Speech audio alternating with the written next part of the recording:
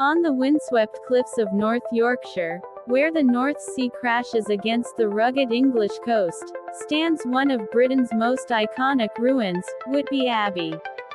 Its skeletal arches, stark against the sky, have witnessed more than 1,300 years of history, kings, saints, warriors, poets, and legends. This is the story of Whitby, a place where history and myth intertwine.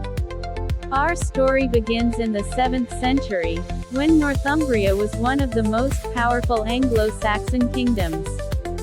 In the year 657 AD, King Oshfu founded a monastery on the headland then known as Strianachalch. The community was led by a remarkable woman, Abbess Hild, or Saint Hilda as she's now known. Highly respected for her wisdom, she transformed Whitby into one of the greatest learning centers in early medieval England. Under Hilda's leadership, scholars and poets flourished. Among them was Caedmon, a simple cowherd who, according to legend, received a divine vision that inspired him to sing poetic verses. He would become England's first named poet, his hymns marking the birth of English literature. The monastery at Whitby wasn't just a religious site, it was a cultural cradle. Whitby also played a pivotal role in shaping Christianity across Britain.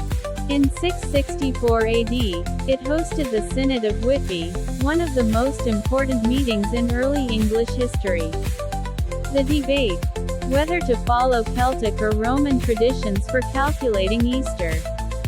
After intense discussion, King Oshfu chose Rome's method, aligning England with the wider Christian world. That decision still influences church calendars today. But Whitby's peace would not last forever. In 867 AD, the Vikings swept across Northumbria. They stormed Whitby, destroying the original monastery. For more than 2 centuries, the headland lay quiet, its ruins a lonely reminder of a once great spiritual center. It wasn't until the 11th century that new life returned. After the Norman conquest, the monks rebuilt Whitby Abbey in grand Romanesque style. Over time, the abbey expanded, becoming taller, richer, and more elaborate. Pilgrims traveled from far and wide to visit Whitby's sacred relics and its legendary founding site. By the 13th century, the abbey's architecture transformed once again, this time into the soaring Gothic structure whose ruins still inspire visitors today. Huge pointed arches, towering windows, and intricate stonework reflected the power and prestige of the medieval church. Whitby Abbey survived storms, wars, and the harsh coastal weather, but it could not withstand the actions of one king, Henry VIII. During the dissolution of the monasteries in the 1530s, the abbey was closed, its riches seized, its community dissolved. Over the centuries that followed, the once magnificent structure slowly decayed, battered by fierce winds and salty sea.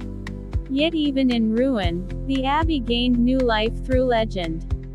In the late 19th century, Bram Stoker visited Whitby and found inspiration for his novel Dracula. The eerie ruins above the sea became the perfect setting for Gothic horror.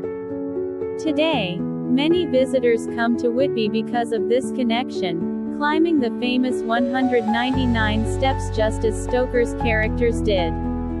Whitby itself grew into a proud fishing town, famous for its jet jewelry, its whaling history, and its dramatic landscapes. The abbey, meanwhile, remained a silent guardian, watching over the harbor, the red-roofed houses, and the endless horizon. In modern times, archaeologists uncovered ancient graves, artifacts, and the structural remains of the Anglo-Saxon monastery, bringing new insights into early English history. Today, Whitby Abbey stands not just as a ruin, but as a symbol, a bridge between past and present. It tells the story of saints and kings, Viking invasions, medieval artistry, and Victorian imagination. The wind that whistles through its arches seems to carry the echoes of centuries, hymns sung by monks, poetry whispered by cavemen, and the turning pages of Stoker's novel.